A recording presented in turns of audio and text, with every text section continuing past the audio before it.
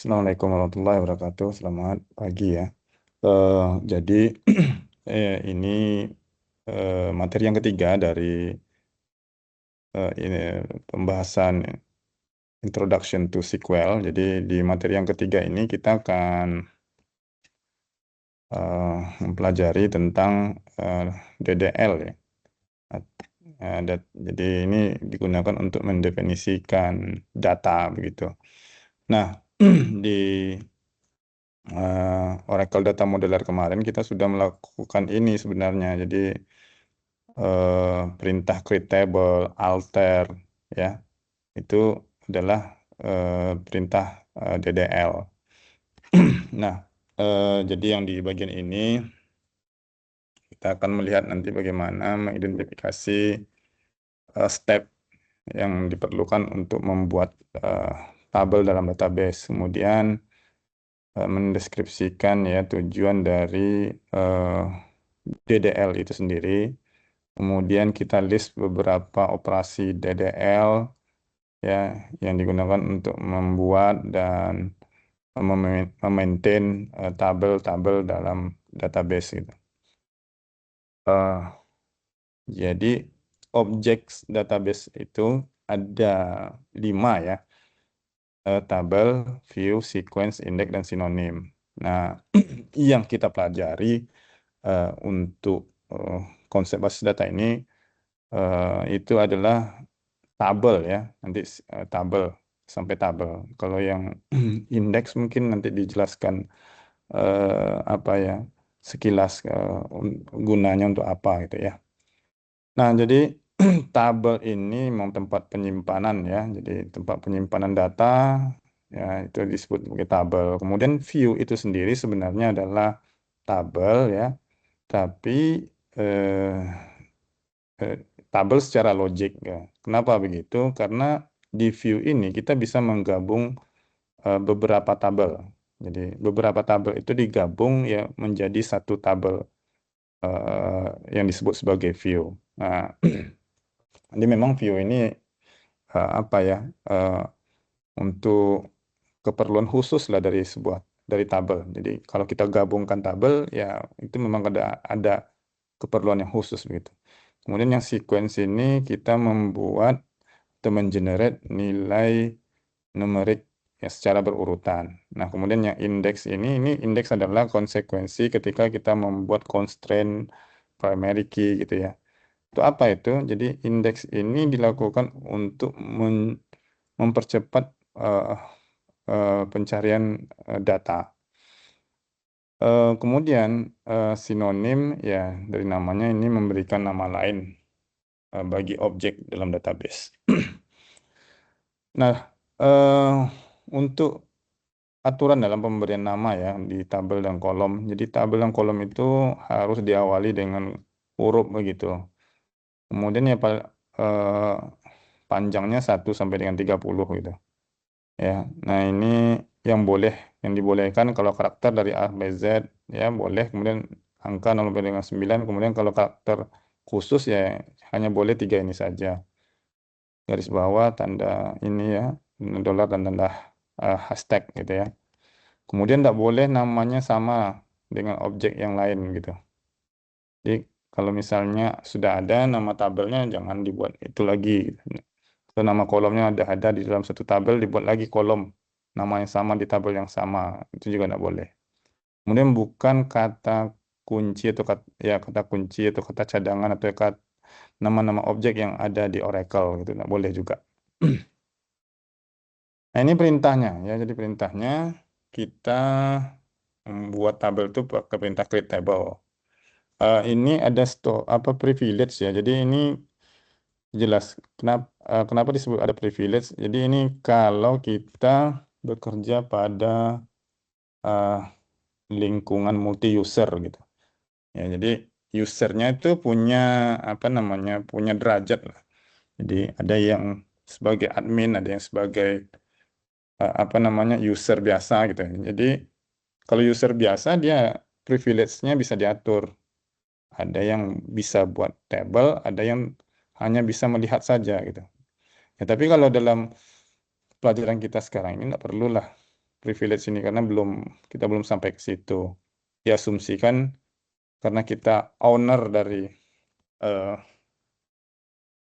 owner dari database-nya ya, maka tabel itu bisa kita buat dan bisa juga kita hapus. Jadi privilege-nya memang kita adalah adminnya gitu. Ya, ini yang dalam tanda kurung siku ini maknanya opsional. Jadi boleh tulis, boleh tidak. Yang jadi kalau nulis create table skema dot boleh sebut nama tabel. Jadi skema ini namanya biasanya nama pemiliknya. Tapi kalau yang di luar ini wajib misalnya. Jadi create table ini ya, create table.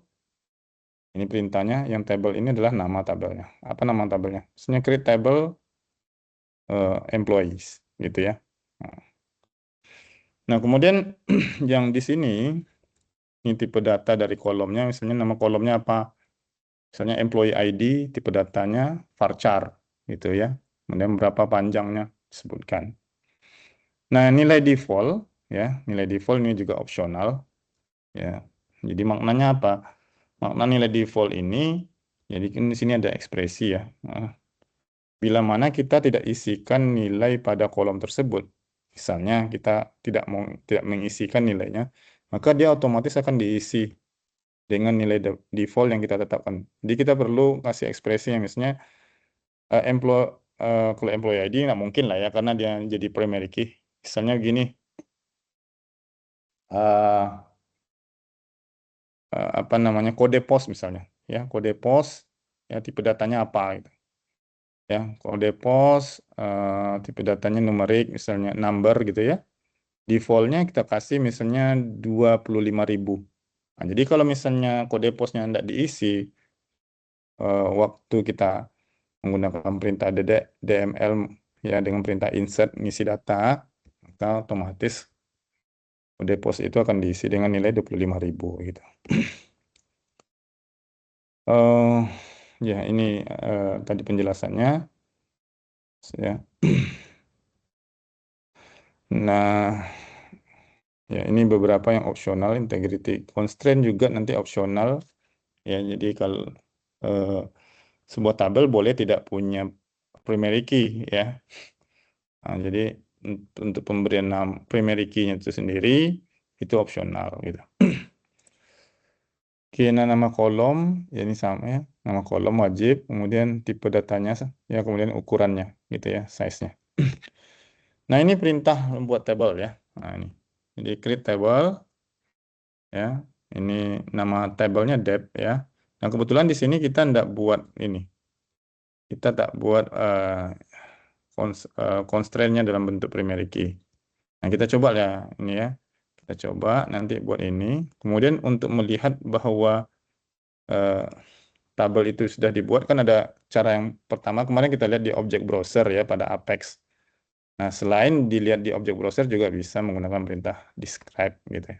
Kita coba ini, kita copy gitu. Kita jalankan di Apex. Oke, nah ini Apex kita.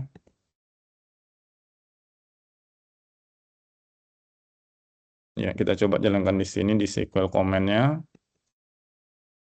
Hmm. Oke, kita lihat dulu describe dulu. Coba kita lihat describe. Describe. Hmm. Ya kita gitu ya perintahnya describe gitu. Describe depth misalnya. Namanya kan depth. Ya belum ada memang. Ya.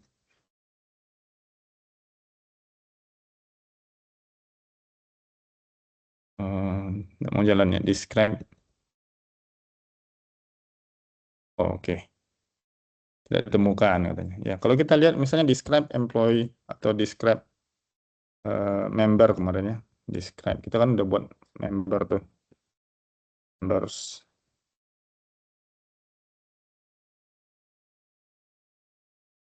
Nah, itu ada ya. Oke, sekarang kita coba buat tabel depth ya. Kemudian kita run. Nah, ini ya. Jadi kalau kita lihat sekarang describe depth ya, itu otomatis akan ada gitu. Ya, ini nggak lama sedikit ya. Oke, nah ini dia. Nah, ini maksudnya nilai defaultnya adalah eh, tanggalnya sistem. Sysdate itu tanggalnya sistem. Oke, kita coba isi datanya ya. Jadi kalau kita lihat isinya ini masih kosong. Date misalnya gitu ya. Ya, nanti kita coba isi datanya. eh Misalnya di sini, insert into date misalnya ya. Radiusnya,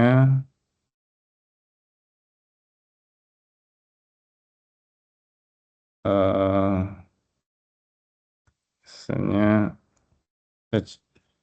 eh, kita mau coba nilainya tidak kita isikan depth, kita buat di sini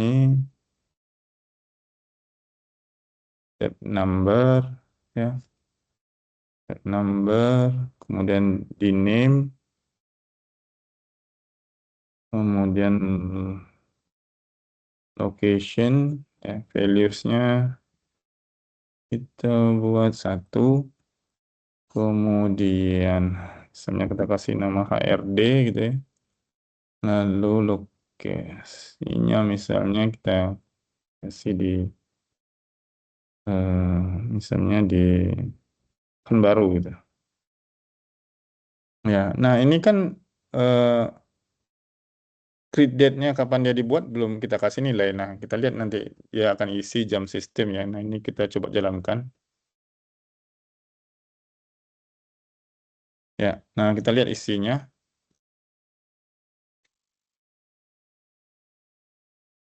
Nah, itu. Ya, dia isi jam sistem ya tanggal waktu video ini dibuat tanggal 21 bulan 4 2026. Ya. Kalau kita isi dengan nilai lain bisa juga misalnya ini kita isi misalnya.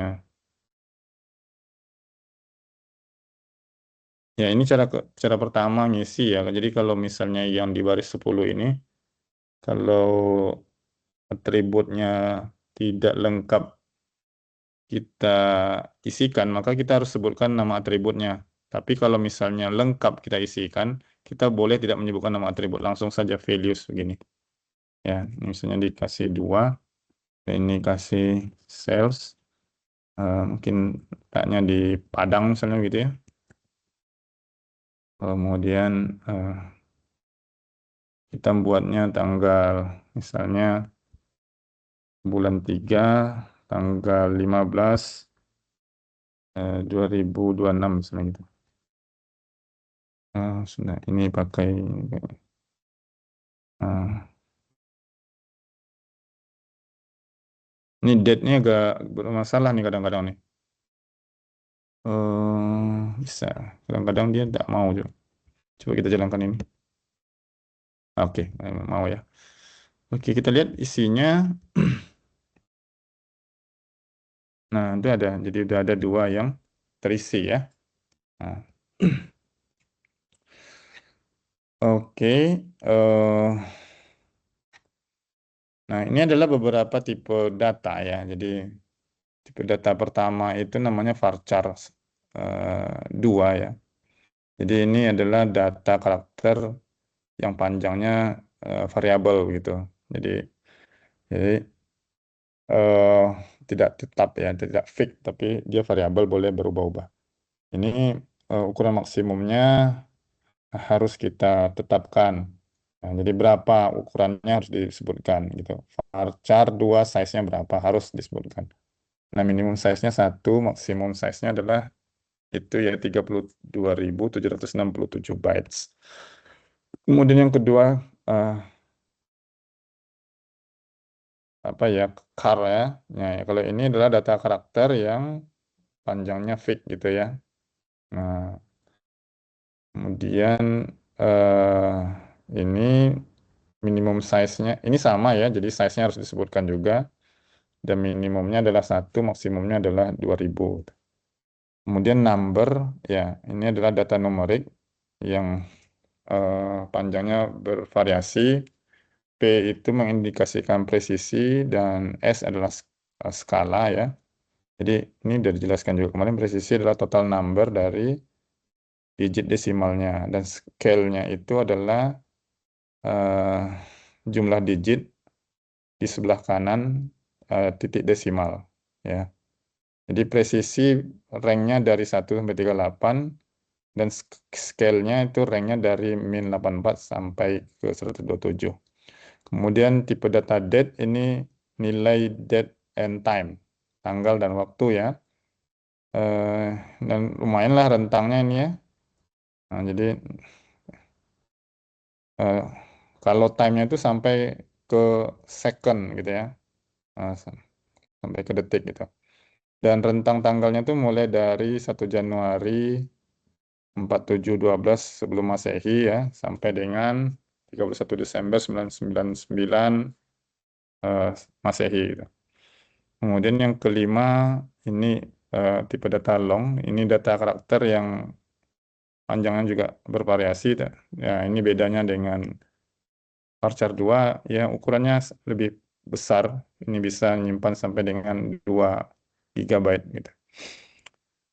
Kalau misalnya datanya tidak banyak, ya jangan pakai yang tipe data yang besar, karena kan bagaimanapun dia akan eh, apa ya, dia akan memerlukan storage juga jadinya, ya.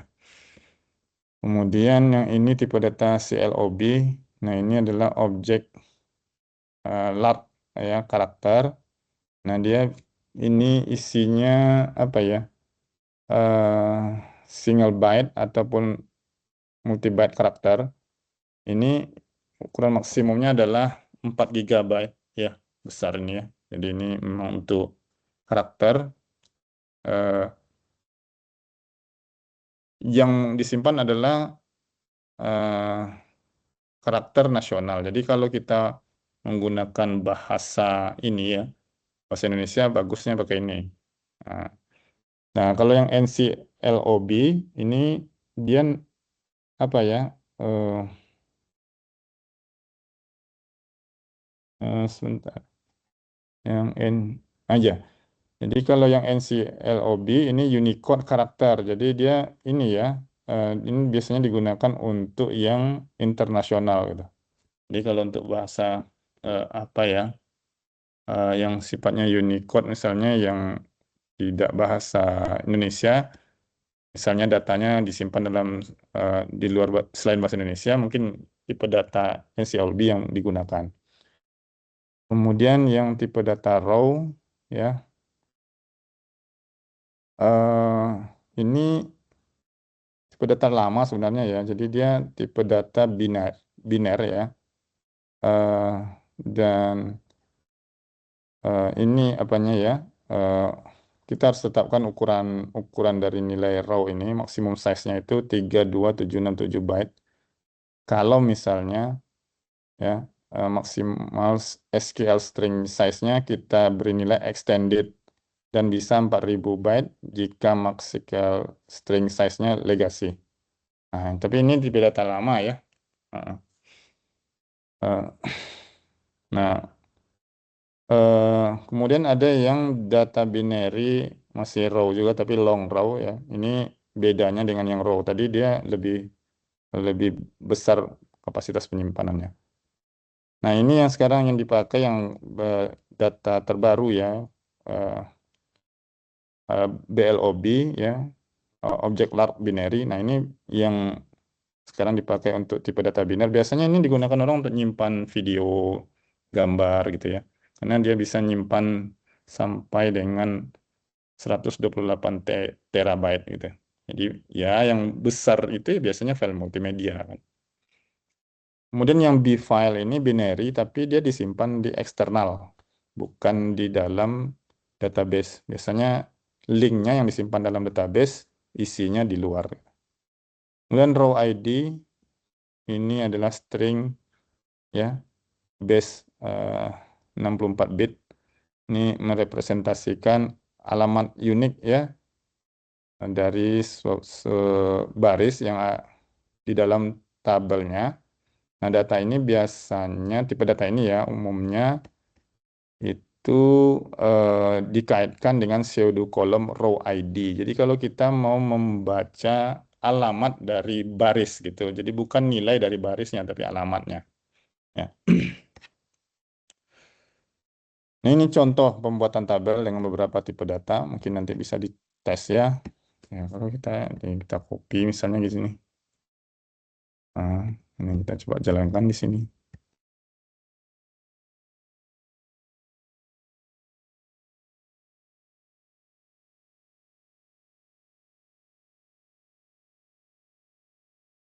Hmm,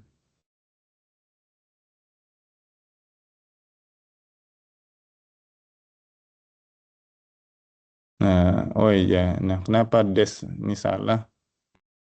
Ini des ini termasuk reserve reserve word-nya apa ya? Reserve word-nya Oracle. Jadi ini mungkin kita ganti dengan description misalnya. Ada description. Ya, kita coba jangan. Ya, reserve word katanya kan des gitu. Nah, ya. Sekarang kita coba lihat describe print media.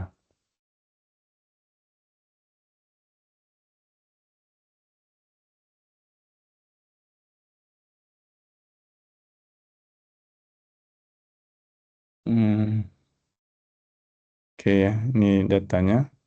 Ya. Oh, tuh. Panjangnya BLOB itu sampai 4.000 byte. Ya, besar ya. CLOB juga 4.000. Nah, ya ini gimana pun makan apa namanya makan storage ya. Nah, besar-besar nih ukuran apa? Ukuran datanya. Ada foto menggunakan BLOB, kemudian grafik B-file berarti dia terhubung ke eksternal. Nah, foto BLOB gitu ya. Teks source tag CLOB ya, kemudian final tag juga CLOB, kemudian kompositnya. Komposit bisa bisa teks, bisa multimedia, bisa gambar, bisa apa video ya. Ini BLOB. Oke, kemudian nah ini tipe data date ya. Jadi ada yang timestamp. Nah, ini kita menggunakan wak apa tipe data date ya.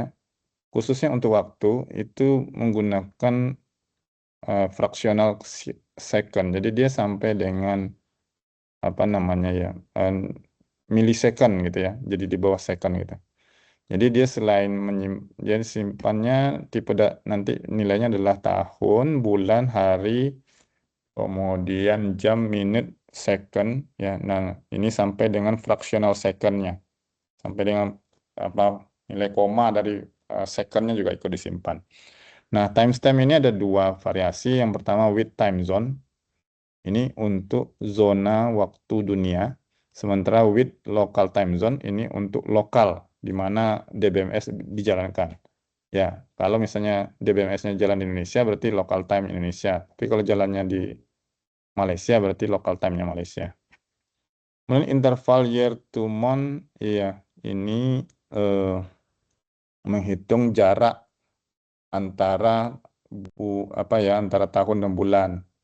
Ya, jadi kita kalau mau melihat selisih antara dua nilai tipe data date and time, ya nanti yang dibaca adalah nilai tahun dan bulannya dari dua data dengan tipe date tadi.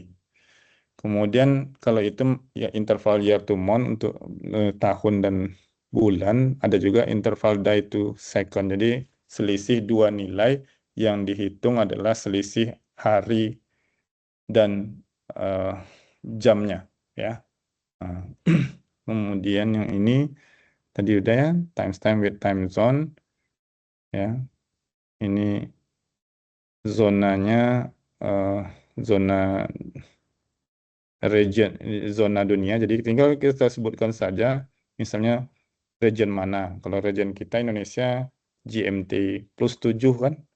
Nah, kalau Malaysia kan GMT plus 8 gitu. Ya, ini contoh ya. Ini contohnya kita buat. Nah, ini contoh kita nambah nilainya. Nah, jadi yang nilai ID, si ID-nya 1, kemudian timestamp-nya kita bisa eh, simpan tanggal sampai dengan waktu. Nah, gitu ya. Kita buat ini, kita coba tampilkan nanti.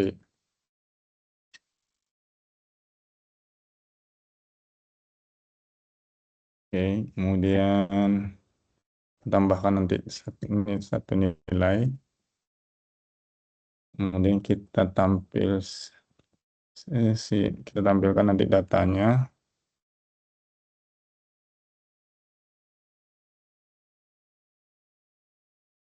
Hmm, Kita jalankan ini dulu ya. Oke, kemudian kita tambah datanya. Kemudian kita lihat datanya. Nah, itu dia. Jadi 1 Januari 2003 ya. Nah, ini kan fraksional dari secondnya nih. 2 jam 00 menit 000 detik, koma 0000 detik. Jadi detiknya sampai dengan fraksionalnya ya. Kemudian ini contoh dari timestamp ya. Tadi eh, dan ini untuk menghitung jarak antara apa ya, dua nilai ya, interval year to month dan interval day to second. Eh, Oke, kita lihat ya. Eh, nah ini kalau nanti mau menghitung ya, kita lihat ininya, nilainya gitu misalnya. Eh, Kalau kita mau hitung durasi antara dua nilai gitu. Oke, jadi apanya, durasi ini ya kan harus ada menghitung selisih dari dua nilai gitu ya. Ini mungkin bisa dicoba nanti ya. Oke. Nah, ini nilai opsi default ya. Opsi default ini biasanya kita gunakan ketika membuat tabel. Nah, ini tadi sudah dijelaskan, ini untuk mencegah nilai nol ya dari eh, memasukkan ketika kita memasukkan data ke dalam tabel ya.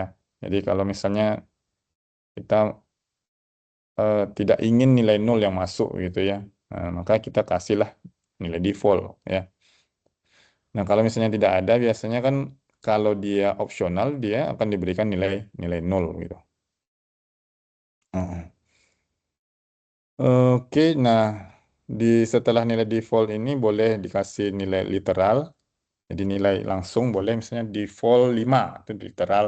Itu ekspresi misalnya default 5 tambah 2 misalnya gitu. Ya, atau misalnya fungsi SQL seperti sysdet gitu. Ya, ini adalah apa ya, nilai yang bisa ditambahkan setelah perintah default. Oke, dan kita tidak boleh berikan nilai default ke kolom yang lain gitu, atau ke shadow kolom, ya tidak boleh. Jadi nilai default itu ya disertakan di kolom tersebut setelah menyebutkan tipe datanya. Dan ini biasanya harus cocok juga dengan tipe data ya. Misalnya kalau tipe datanya date, berarti nilai defaultnya sysdate gitu. Ya, kalau kita kasih nilai defaultnya 5 yang tidak cocok juga gitu. 5 bukan tipe data date gitu. Tapi kalau ID boleh, misalnya ID number 8 defaultnya 5 misalnya boleh gitu ya. Nah, ini skenario-nya membuat tabel. Oke. Coba kita buat bagaimana buat tabel yang untuk database library ya, untuk database perpustakaan. Oke, rasanya ini sudah kita lakukan atau kita kerjakan di Oracle Data Modeler ya, di di materi sebelumnya. Heeh. Ini bisa kita, tapi kalau kemarin ya dari materi yang sebelumnya itu kan kita buat menggunakan Oracle Data Modeler. Kalau ini harus ya ini membuat dari awal satu persatu buat itu ya.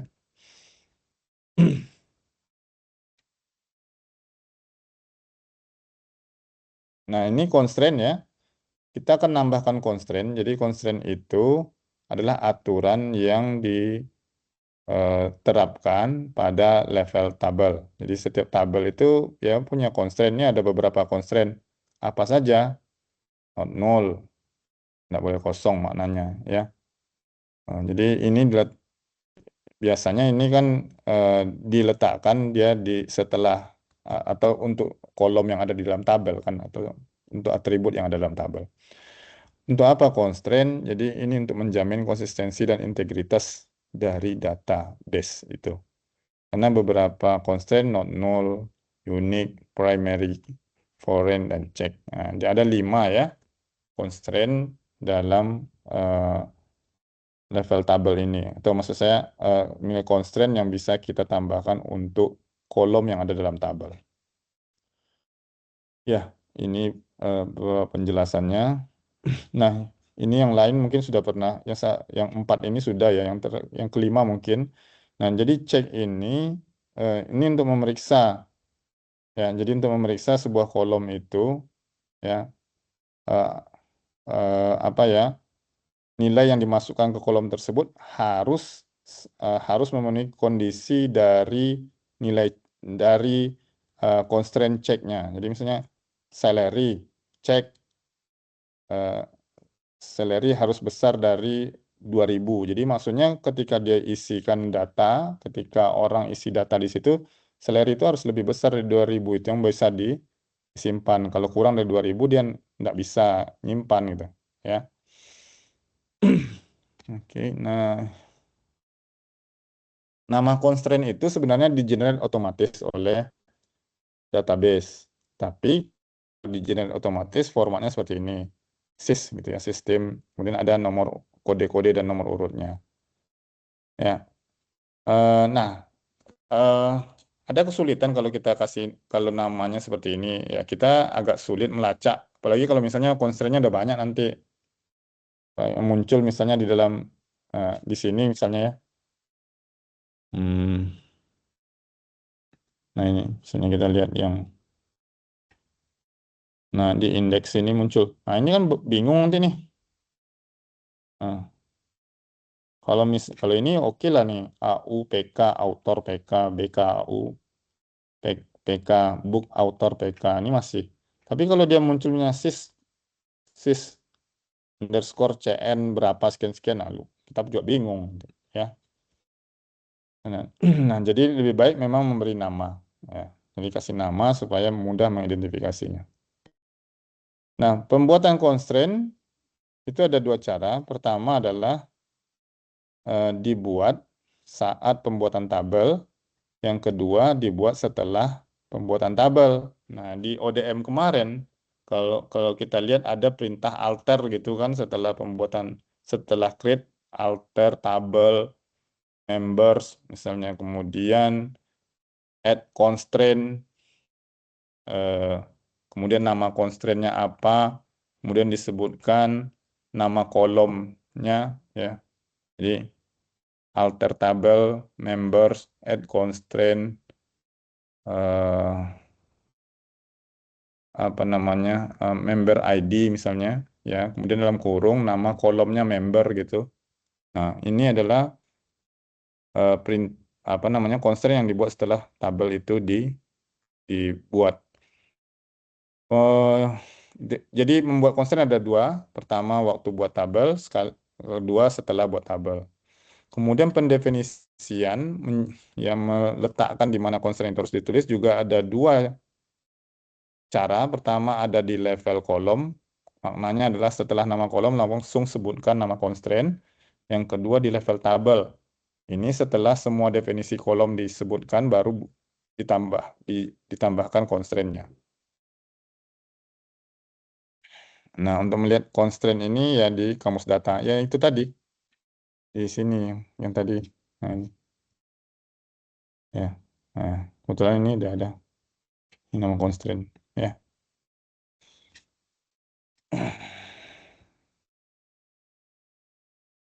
Nah, ya, jadi yang constraint di level kolom itu ditulis setelah kolom didefinisikan. Sementara constraint di level tabel didefinisikan di akhir, di akhir dari definisi tabel. Ya, dan ini harus merefer ke kolom, ya, kolom atau misalnya gabungan kolom, ya, yang menjadi constraint-nya. Secara fungsinya sebenarnya constraint di level kolom sama dengan constraint di level table. Tapi ada constraint yang hanya bisa didefinisikan di level kolom, yaitu not null. Ya. Kemudian ada juga constraint yang hanya bisa didefinisikan di level table, yaitu kalau kita menggunakan composite constraint. Jadi constraint-nya lebih dari satu kolom. Ya, ini perintah dengan constraint create table, nama tabelnya, kemudian nama kolom, tipe datanya, size-nya, kemudian sebutkan constraint-nya. Ya, di constraint-nya apa misalnya? Not null gitu, atau atau primary key. Ya. Nah, ini kalau di yang didefinisikan di level kolom. Kalau yang di level tabel ya setelah selesai definisi kolom semua, baru boleh dibuat constraint-nya. Oke, kita lihat contoh ya. Nah, ini cara pendefinisian di level kolom. Nama kolom, ini kolomnya ya.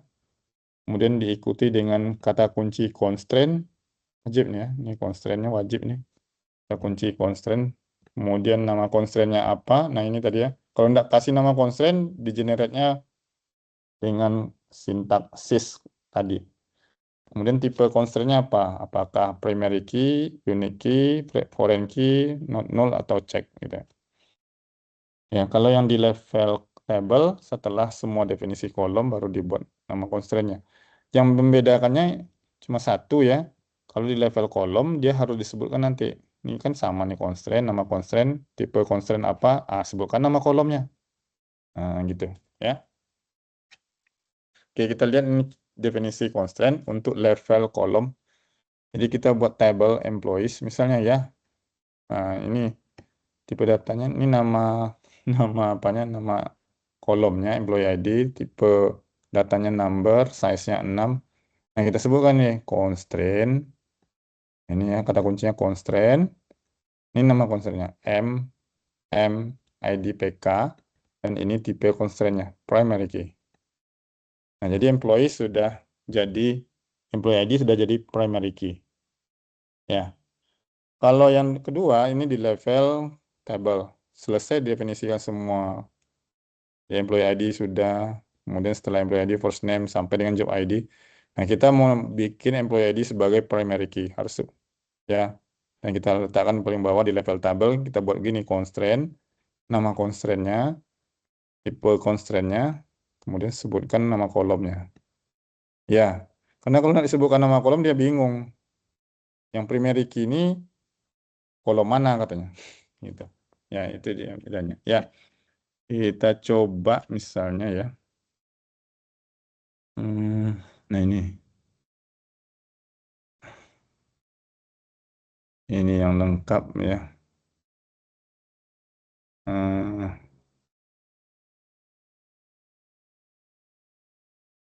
Oke, nah ini saya coba.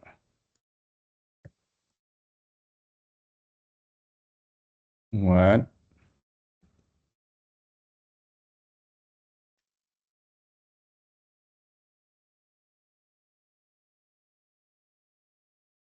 Oke, tabel employee sudah ada. Ini saya ganti namanya misalnya M aja. M employee ID, kemudian first name, last name, ini constraint-nya not null ya. Jadi dia not null. Ini enable boleh ya. Nggak kita bilang pun bisa ya. Jadi kalau ini langsung not null juga boleh. Kemudian hire date juga not null. Not null harus didefinisikan di level kolom ya, nggak bisa jadi di level tabel. Nah, ini yang saya bilang tadi, kalau misalnya di employee ID kita mau kasih constraint-nya langsung di situ, ya tinggal tulis saja constraint. Ini nggak harus huruf besar ya. Kemudian sebutkan nama constraint-nya, misalnya M, M, ID, PK, ya. Kemudian ini tipenya adalah primary key. Fungsinya akan sama dengan definisi yang level apa ya, di level kolom dan ini yang di level table. Kita hapus ini jangan dua kali pula dia nanti. MMID ya, MMID. Hmm.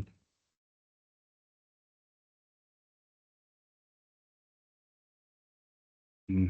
Constraint-nya ada salary, ada menggunakan check. Nah, ya. Jadi cek salary-nya harus lebih besar dari nol gitu misalnya. Nah, salary dia juga di level table ya, constraint M salary eh, tipenya misalnya ini ya, cek ya. Kemudian yang dicek nanti adalah salary-nya. Nah, ini kita coba jalankan. Namanya tadi MMIDPK.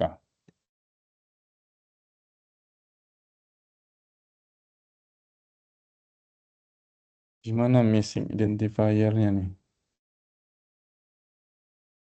Oh, ada parenthesis yang kurang ya. Tetetetetet.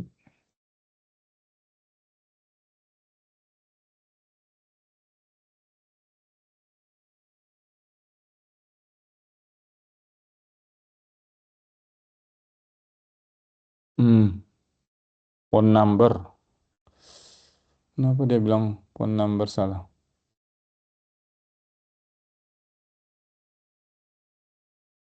Hmm, after.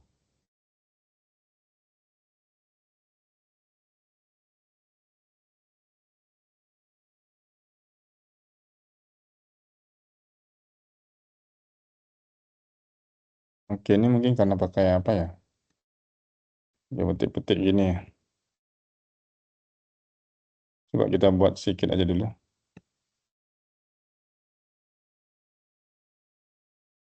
Email nggak usah.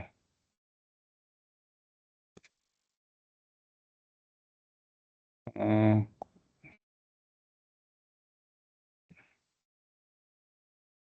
mungkin ini. Coba kita jalankan. Gimana dia salahnya? Salary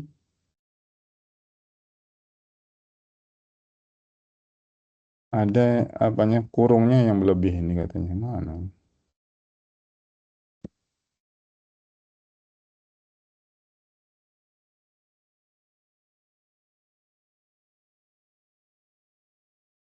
Ya. Ya.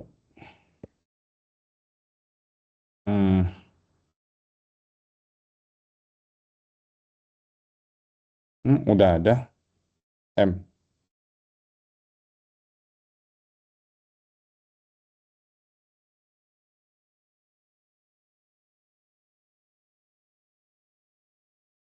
Hmm.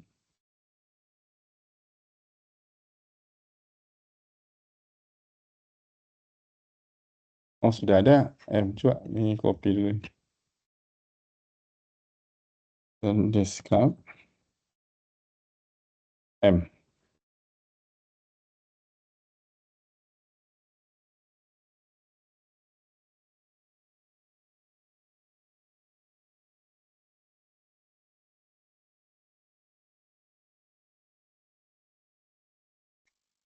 Belum ada ya?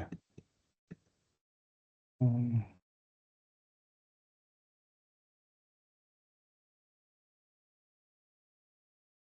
Oke, coba dilihat. Apa pengaruh ya pakai tanda ini? Kayaknya ini sih. Coba dihapus dulu tanda-tanda ini. Hmm.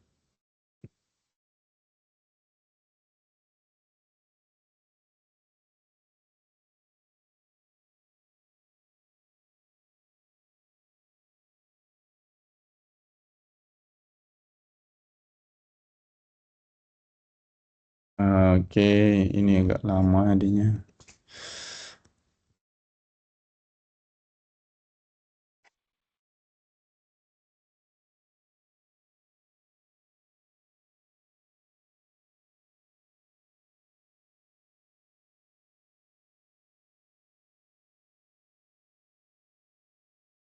Oke, coba kita jalankan.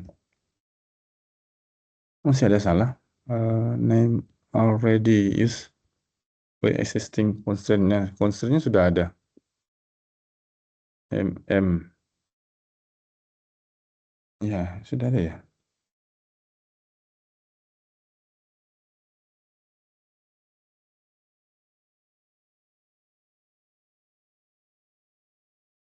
Ini M last name.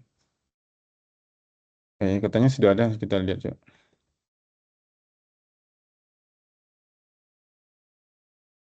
Hmm. Oh ini ya. MM. Hmm. M departemen M ada lagi ya. M name.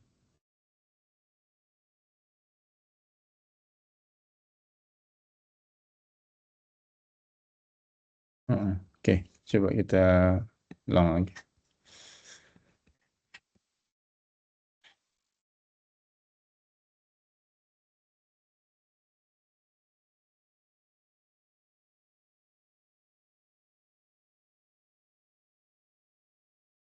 Constraint not null. Constraint not null. Number M constraint primary key ya.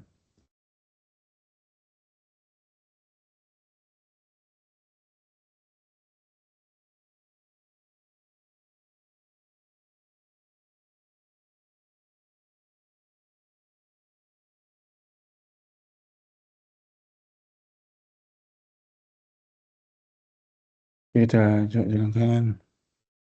Nah, itu ya. Oke, jadi dia sudah berhasil karena M-nya tadi tuh sepertinya. Sip. Oke, coba nanti dites ya. Nah, ini beberapa constraint. Kemudian constraint not null hanya boleh didefinisikan di level kolom. Kemudian constraint unique ya. Ini memastikan bahwa kolom itu nilainya unik, nggak boleh sama ya. Tapi kalau nih satu kolom dikasih nilai nol ya ini memenuhi apa ya regulasi untuk unique key. Tapi untuk nilai lain nanti nggak boleh dikasih nilai nol lagi ya. Oke, ini yang contoh yang unik ya. Nah, ini dibolehkan, tapi kalau nanti ditambah lagi misalnya Jasmine ya ini nggak boleh. Kenapa?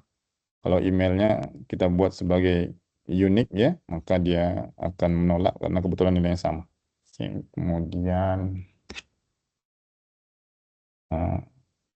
ya, unik boleh didefinisikan di level kolom dan juga di level tabel. Kalau not null hanya boleh di level kolom saja. Dan primary key ya, ini bisa juga dibuat by apa ya?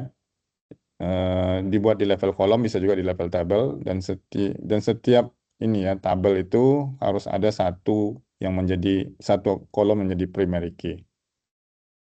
Nah, kalau kolom primary key nggak boleh diisi dengan nilai 0. Ya. Itu aja bedanya sih dengan yang unik. Kalau unik dia masih boleh diisi dengan nilai 0, tapi ya sekali itu aja. Nah, kemudian primary key juga bisa komposit. Kalau dia komposit berarti dibuat di level tabel. Nah, ya, ini yang primary key. Nah, ini 0 tak boleh, tidak dibolehkan.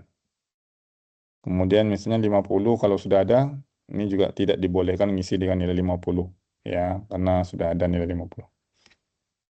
Foreign key atau referential integrity ini adalah kolom yang terhubung dengan primary key di tabel yang lain. Jadi kolom ya yang terhubung dengan primary key dari tabel yang lain. Eh, Kemudian nilai foreign key ini harus cocok dengan nilai parent table-nya. Atau kalau misalnya ragu, kasih aja nilai 0. Nah, foreign key-nya ya, bukan primary key-nya, foreign key-nya. Jadi nilai ini harus sama dengan parent table-nya atau dikasih dengan nilai nilai 0.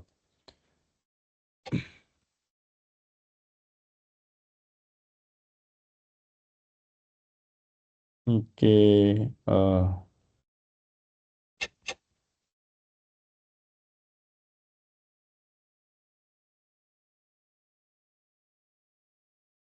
nah, berikutnya nih foreign key. Kemudian, nah foreign key yang ini yang contoh didefinisikan di level apa ya? Level table. Kalau yang ini ya. Oh iya. Nah, untuk foreign key ya, itu harus memang apa ya? Ini yang di level table, dia ada yang di level kolom. Nah, ini yang level kolom ya. Nah, foreign key ini memang harus disebutkan hubungannya. Contoh begini ya. Ini kan constraint-nya namanya foreign key, nama foreign key-nya adalah kolom departemen ID bereferensi dengan eh, tabel departemen katanya pada kolom departemen ID. Nah, jadi di tabel departemen itu ada kolom namanya departemen ID. Inilah yang berhubungan dengan departemen ID yang di tabel employees. Gitu ya.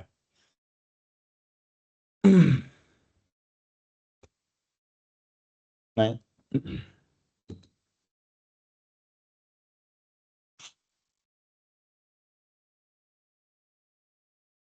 ya, jadi di dalam foreign key itu ada apa ya? Ada keyword tambahan. eh Kalau kita buat foreign key, ada references ini untuk menetapkan tabel atau kolom yang menjadi parent tabelnya. Kemudian ada on delete cascade. Ini akan mendelete ya data yang dependen pada child table-nya ketika data di parent table dihapus. Jadi kalau misalnya data di parent table-nya dihapus, yang di child-nya ikut juga terhapus. Kalau end delete set null, kalau yang di parent table-nya dihapus, maka yang di child table-nya itu nilainya berubah ke nol gitu. Nah, ini kan untuk menjamin integritas juga, integritas data. Kan lucu juga kalau misalnya data di parent table yang dihapus, tapi masih ada di child table-nya, gitu ya. Nah, ini yang check constraint. Jadi kalau kita lihat ini ya, ini didefinisikan di level kolom. Cek salary harus lebih besar dari nol. Jadi kalau salary-nya ini nilainya diisi negatif, dia nolak. Jadi ya, jadi dia tidak akan bisa menerima nilai yang kalau kondisinya ini salah. Oke. Nah, ini juga misalnya bagaimana membuat tipe constraint check itu di level table, ya. Ini level table. Constraint higher date mean check. Ya, higher date-nya harus lebih besar dari ini. 1 Januari 2018. Ya, oke. Nah, ini skenario-nya membuat tabel bagaimana nambahkan constraint ya ke dalam tabel database library. Ya, ya, ini tadi kita kan sudah buat tabel tanpa ada constraint. Nah, yang ini kita nambahkan constraint. Ya, jadi ini kita sebut constraint yang didefinisikan di level table. Ya, ini di level table juga. Ini di level table, ya. Ini di level kolom. Ya, ini namanya tidak ada nih. Nah, ini tidak ada tanpa nama nih. Di title, dia bilang langsung ini ya, not null. Berarti namanya tidak ada. Nah, kalau ini kan ada nama constraint-nya. Kalau ini namanya tidak ada. Inilah yang dikasih, di generate-nya nanti dengan sys underscore gitu ya. Kemudian ini juga masuk. Nah, ini di level table.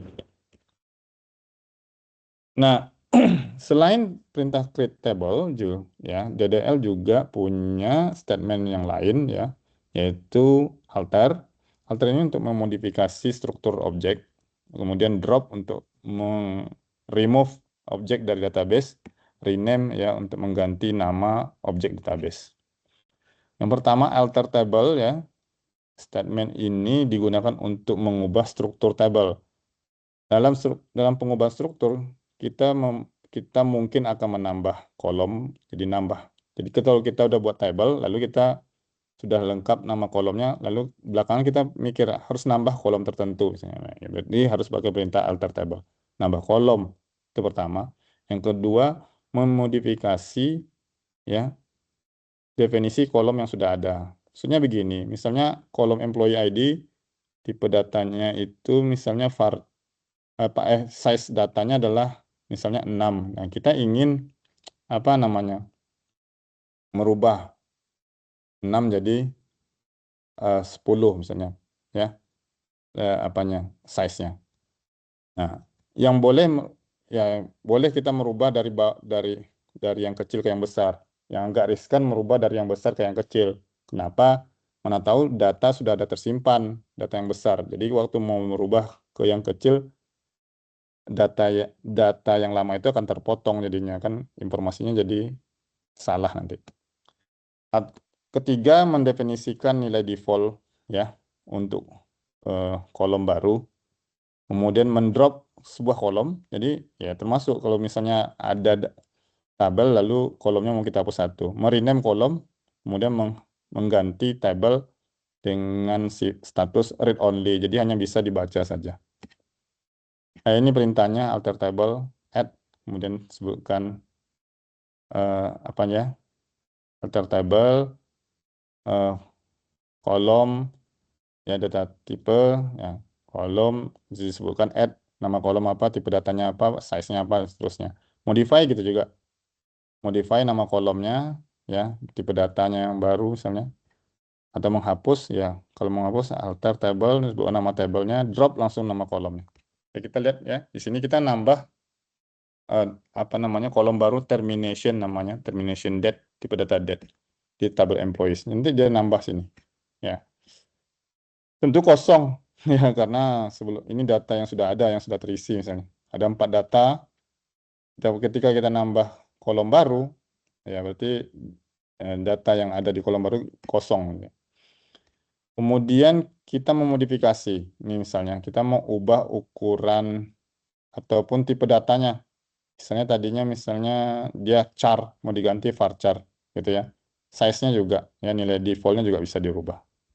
Nah, perubahan itu nanti akan berpengaruh untuk eh, insertion data atau menambah data berikutnya, ya.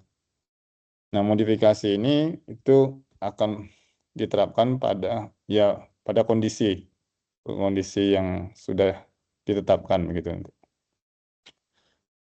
Ini menghapus kolom. Jadi kalau kita mau hapus misalnya termination termination date tadi, yang ini ya, sorry. Yang ini, misalnya kita hapus ya. Nah, jadi tinggal alter table nama tabelnya, kemudian drop sebutkan nama kolom yang mau di drop.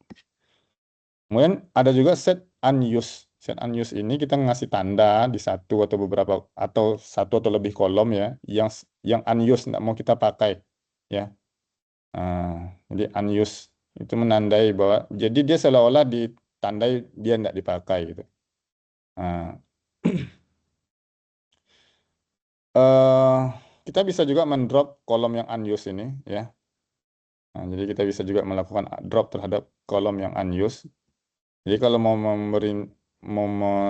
menandainya perintahnya adalah set unused. Gitu. Ya, kita lihat ini ya, ini alter table.